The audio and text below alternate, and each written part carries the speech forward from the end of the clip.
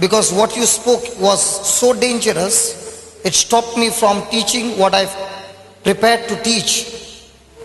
Because I thank God that it happened, that because of that one statement, we are all going to be blessed with the truth. Praise God. Do you remember Jesus said, when my word abides in you, you shall know the truth, and the preacher will set you free. Thank God he did not say the preacher will set you free, because there are very few preachers in town. Praise God. He said the truth will set you free. My friend, if you are living a defeated life, don't blame God, don't blame the devil. Check out, are you searching for the truth? And if you are searching for the truth and you apply the truth, that truth will surely set you free. Praise God. Many Christians who have been defeated in life are defeated because they believe and confess the wrong things. What is the Bible speaking about people being defeated? Why are people defeated? Why are Christians defeated? Honestly speaking, we Christians are anointed by God. We were singing the songs of the Holy Spirit, and the Holy Spirit is the spirit of victory. The Bible says when the anointing comes, he removes the burden and destroys the yoke of the devil. Then how come Christians live a defeated life? Come on, how? The Bible clearly says in Hosea chapter 4 verse 6, Hosea chapter 4 verse 6, my people are destroyed because of the devil. Thank God nobody knows it. I spoke something wrong. Can you put that? Good. Hosea chapter 4 verse 6. Just put 4. Yeah, that's all. Click.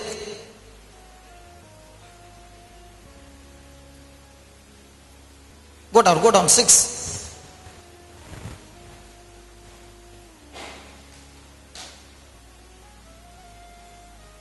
Please read. My people are destroyed because of the devil. Because God doesn't love you.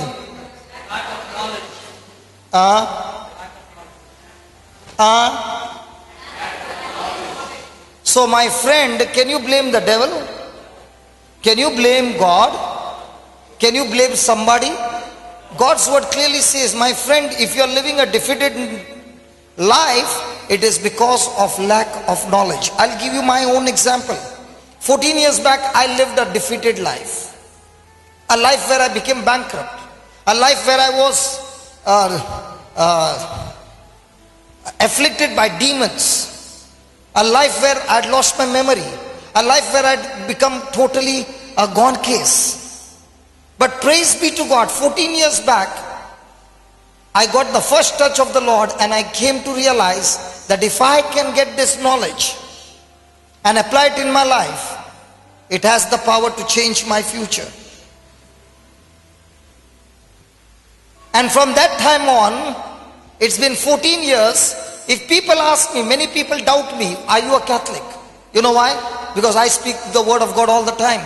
Catholics are not supposed to speak God's word. They are only supposed to say the rosary. Times have changed, my friend.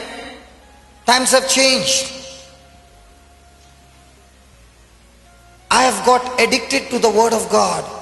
Because if a person is saying, I love Jesus, and he doesn't love the word of God, there is something big problem in you. Because God and his word are the same. And look what he's saying. My people are destroyed for lack of knowledge, because you have what? Rejected knowledge. From where are you getting your knowledge?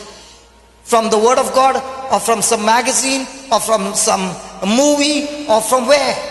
Because every moment of our life, whether you like it or not, we are receiving information. And every information that you receive is a knowledge. And if the information is wrong, then your thinking is wrong. When your thinking is wrong, your believing is wrong. When your believing is wrong, your words are wrong. When your words are wrong, your actions are wrong. And when your actions are wrong, your harvest is always going to be wrong.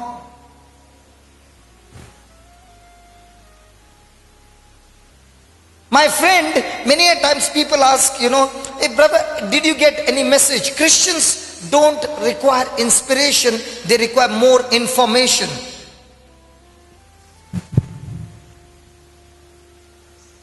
And that information you can get from the Word of God. But you know what you will say? Hey brother, pray over me and give me some information or give me some inspiration. My friend, I can give you information, but there are so many other information that you got that is going to come and snatch that information that is the Word of God and destroy your life. Look what he's saying. My people are destroyed because of lack of knowledge. Jesus gave a fantastic solution. He gave a truth. He said the sower went and sowed the seed, and the Bible says whenever the word of God is being preached or taught, Satan comes at once. Why do you think Satan comes at once? Because he knows the moment you get this knowledge, your whole future is going to change. Because the moment you get this knowledge, your thinking is going to change. Your words are going to change. Your emotions are going to change. Your actions are going to change. Your habits are going to change. Your character is going to change. And you are going to live a victorious life. And that's why Jesus gave us 3 different kinds where Satan can take that seed away from you. First one, a person who heard the word but did not understand. Did not understand means he did not have working knowledge how the word works. He did not have the deeper insight. Second, the person received the word, but the moment persecution came, opposition on account of the word, quickly the person gets offended. Come on, my friend, as a Christian, how much does it take for you to get offended? Somebody did not call you, and that somebody called everybody. That's enough. Offended.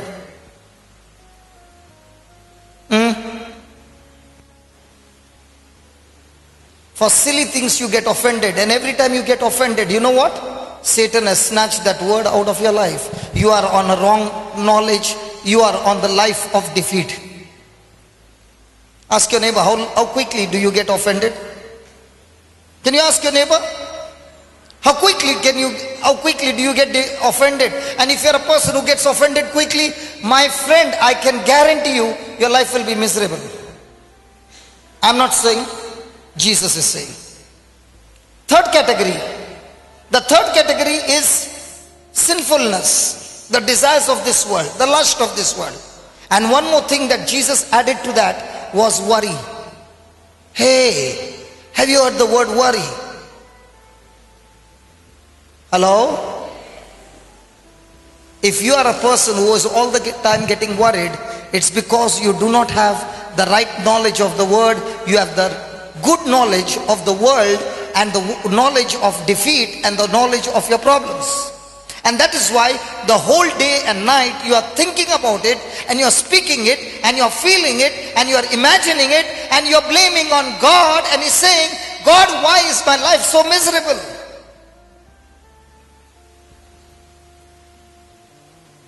Praise God.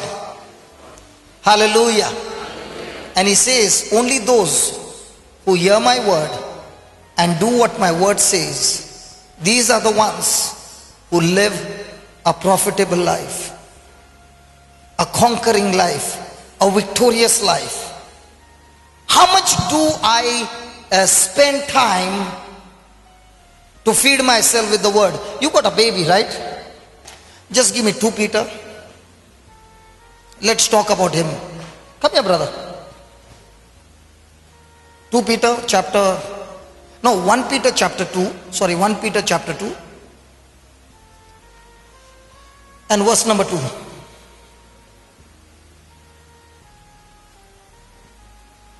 Please read that.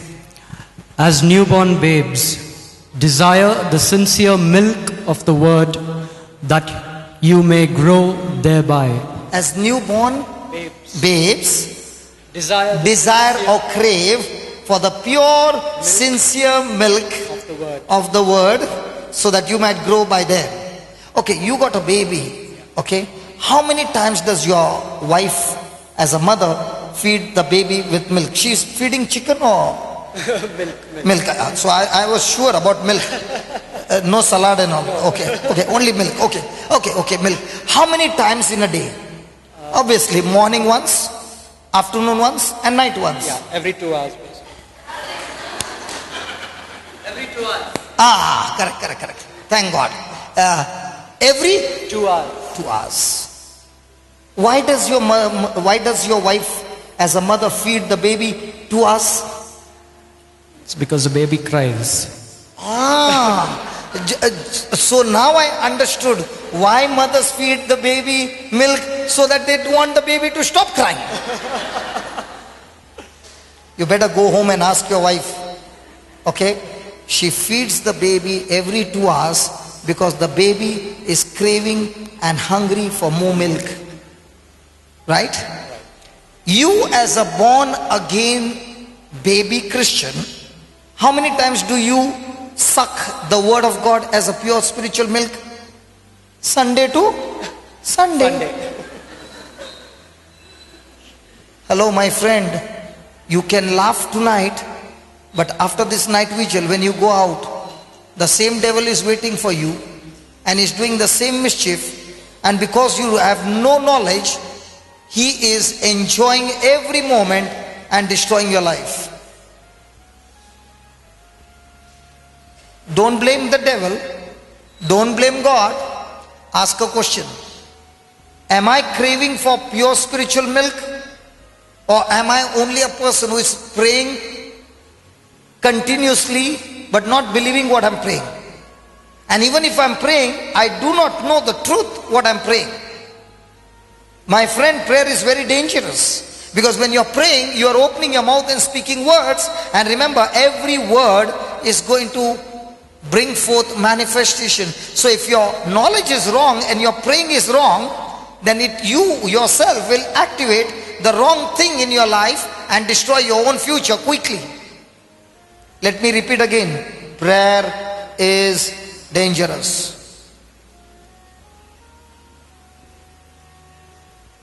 Praise God. Okay, she is feeding every 2 hours, right? Are they having a good relationship? Yes? A very good relationship. And the baby is enjoying? You saw that? Yeah.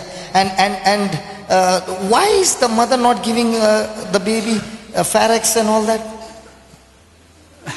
He doesn't know. No, he doesn't know. Second baby and he doesn't know. First one I could have. Okay, first one I could have understood. Praise God. Okay. Okay, as mothers, there are some who are mothers here, right? Does the milk have medicine property? Does it have the power to make the baby grow? Yes. Come on. Yes. So my friend, anything that you want good health, it's there in this milk. You want strength in your life, it's there in this milk. You want protection, the mother Hugging the baby. There is a warmth. In the same way, when you are being fed with the word of God, you have a relationship within the Father and you, and praise God, you are having that love being shared between the two. Yes. Praise God. Acha, another thing, after the baby has finished drinking, what does the mother do? He must be, why did I say that one sentence, Lord? What does the mother do? Obviously, She put the burps baby. him and then put him to sleep. She burps him and puts him to sleep. Why does she burps him? He has to digest the word of God. His milk. Because if the baby doesn't burp, what will happen to the milk? It will come out. And even if it doesn't come out, what will happen? There will be a stomach pain. Right? In the same way, how many times we suck the milk and then we have a burp? You know what's the meaning of having a burp? Many people will come and tell me, you know, brother, I read the Bible every day. Good. What did you read in the morning? That. So that means there was no burp. Drank the milk. So tell me, my friend, how many Christians truly have burp after drinking the milk called the Word of God?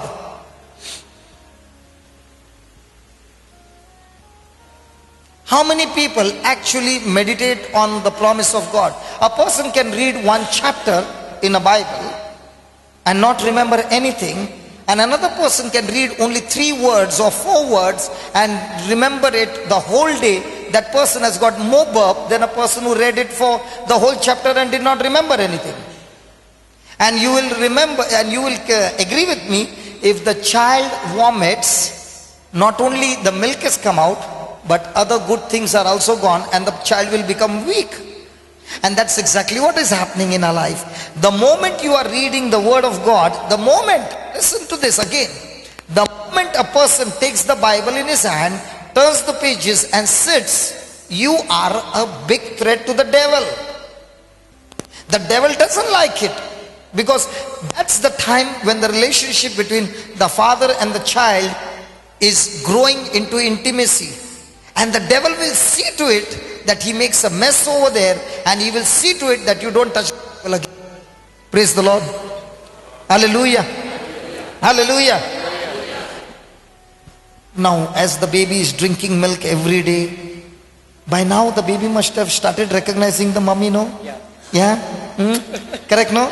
In the same way, those who study and drink the milk every day, they can recognize the voice of the good shepherd. Otherwise, they are wondering, who spoke to me? Was it the good shepherd or the stranger? I don't know. Or was it my husband who spoke to me? Hallelujah. My friend, ask a question to yourself. If you are living a defeated life, here is God saying, a baby cannot survive if the baby is being fed once a milk for the whole day or once a week. The baby is going to die.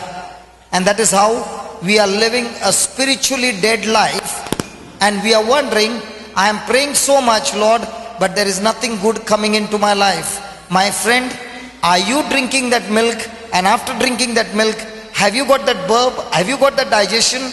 Have you been believing that word? Have you been meditating on that word? Have you been putting that word into practice? And if yes, praise God, I can guarantee you, your life is going to be awesome.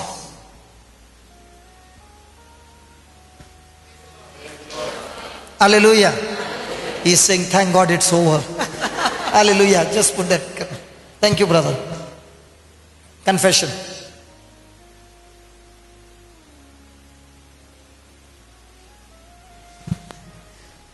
Therefore, we must understand the law of confession.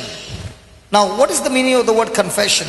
The word confession means to speak as it is. That is why we go for confession of our sins. If you twist the story or you dilute the story and you go and talk to the priest, by diluting or twisting the story, it's no longer confession of your sin. Confession of sin means to speak as it is. And therefore, in our life, we must understand the law of confession.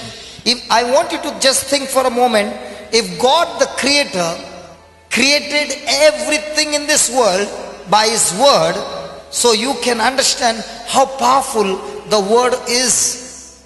The word is the most powerful thing in the universe. Somebody might say, God is the most powerful thing. God is not a thing, He is a spirit. The word is the thing that is powerful. Are you there? Okay. Therefore, we must understand the law of confession. We have been given access to the power of God through our words. Tonight we are going to see lots and lots of healings. I am not going to leave this place before we see the healings. 100% guaranteed. Hallelujah. You know, when you all clapped your hands, it was like, when I was speaking the root, nobody clapped. But when I spoke the fruit, everybody clapped. And it looked like, so strange. Because what he spoke was a negative root by which he is going to produce the negative fruit. So I just said, tonight I'm not going to leave this place till we see mighty, mighty healings and miracles. Okay? Now I spoke about the fruit, you started clapping. So all this time I was speaking about the root which produces that fruit. So when should you start clapping? When you heard the root or the fruit? But our eyes are always fixed on the fruit. Hallelujah. Hallelujah. Lord, give me the fruit. And many people will be praying to God, God, bless me with the fruit. My friend, nowhere you will find a farmer saying that you get fruits on the tree just like that. There is lots and lots of labor, there's lots and lots of process, and then comes the fruit. And the fruit will come only when there is a root. Your word is the root which produces the fruit. So if your words are right, the root is right. So the fruit will be right. Ask your neighbor, how are your roots? Not many people are asking, because they are saying, what to ask, brother? I know my root already. Hallelujah. So if your root is wrong, your fruit is wrong. And praise God, even if your root is wrong tonight, you can cut that root, change the root, and it will change the fruit. Praise God. Hallelujah. So we have been given access to the power of God through our words, which are weapons against the enemy. So how many of us are using our tongue as a weapon against the enemy? Now my brother was leading into praise, and I was closing my eyes and I was enjoying every moment. I did not even want to look at the slide. I was just listening to those words and I was enjoying. You know why? Because every time you praise God, the word of God says, just give me Psalms 8 verse 2. The word of God says, even the small children and small babes, when they open their mouth and give God praise, it paralyzes the enemy, it defeats the enemy. Imagine if the small children are praising God and the enemy can get defeated. Just read that. Out of the mouth of and babes and sucklings, thou hast ordained strength because of the enemies, that you might still the enemy and the avenger. So in other words, he's saying, when the mouth of babes and suckling give God praise, the enemy is paralyzed, the enemy is defeated. Praise God. When we have retreats in Goa, I always tell my friends who come for the retreat, please bring your musical instruments and come. So these are all good instruments where they have practiced. Sit, brother. I'm not calling you again. Where they have practiced the keyboard and the other drum set or guitar, they have practiced. But there are many other musicians who have not practiced, but they want to play the music, like whistling. Somebody will bring a plate, eating plate, stainless steel with one stick. So people come with lot of instruments. So when our new person comes over there, that person feels, have I come to the right place? Because there is, imagine about 1700 people, out of which 600 or 700 are whistling. What will happen? Hello, are you there? Yes. So they will find themselves out of place. So this time I was telling the people on this scripture, and I said, this time we will not do it here, okay? Only in our house. Okay. I said, this time, here is a lady who has got a lump on her neck. Here is a lady who has got a lump on her neck. We are not going to pray. We are going to believe that every breath that comes out of her mouth has got power, and we are only going to whistle for 1 minute. People can whistle and people can make a joyful noise unto the Lord. And by the time that 1 minute is over, we will check whether the lump is there. You know what happens? Before the 1 minute can get over, the lump is gone and the woman is healed.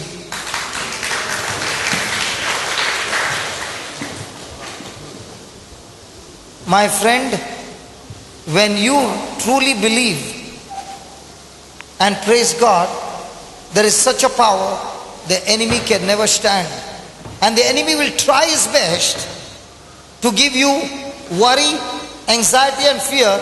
And instead of praising God, you will be grumbling, murmuring and complaining. And if you are coming under this category, the Bible clearly says the people of Israel, whom God wanted to take them to the land flowing with milk and honey, they could not reach there because of their complaining, murmuring and complaining. The snakes bit them and they all died in the desert. Praise the Lord. Hallelujah. Hallelujah. Can you please ask your neighbor, is he talking about you? Complaining, murmuring and grumbling? You both asked each other? Praise God. My friend, I'm asking these questions because these are the truths. You can pray from morning till evening and still be a grumbler and a complainer. Your life is miserable. I won't even be surprised, because all kinds of different kinds of sicknesses will come into your body, because every time you're grumbling, you are speaking the words of the devil and not the word of God. Because in this world there are only two words. One, the word of God, and the second, the word of the devil. There is nothing called in between. Praise God. Should I continue or are you getting bored? Hello? Okay, just put the slide. So, do you have a weapon with you? How does it look? You got a weapon and you have to load it with bullets, and the bullets are the word of God. When a person is speaking the word of God out of his mouth, he is shooting at the enemy. But a person who doesn't have the word of God and is complaining and murmuring, he loads the gun with the bullets of the devil and points the gun to himself and fires. Can you ask your neighbor, which gun are you using? On the enemy or the gun on yourself? On yourself, huh? Me also. Hello? My friend, I've seen people who are praying from morning till evening. They can pray and pray and pray and pray and pray and be a world champion in worrying. And they say we pray, we fast, but we don't get any result. My friend, in the Lord's kingdom, everything operates by believing. Are you there? Believing. Say that. Believing. Then Satan is applying pressure to get us to quit in these last days. However, we do not have to allow hard times or pressure to defeat us. Praise God. I'll give you an example. When you go back home, try this. Take half a glass of water and put it in a glass which is transparent so that you can see it. And then take a few drops of oil or little oil and pour it on inside that glass. What happens? Where is the oil? It is floating on top. Then you take another jug of water and pour it on that oil. Now what happens to the oil? Huh? But you're pouring water from up, no? That's exactly the mark of a true Christian. A true Christian is a person who speaks the word even in the times of trials, even in the times of defeat, even in the times of agony, even in the times of pain. No matter how much the devil puts pressure, he's still floating on the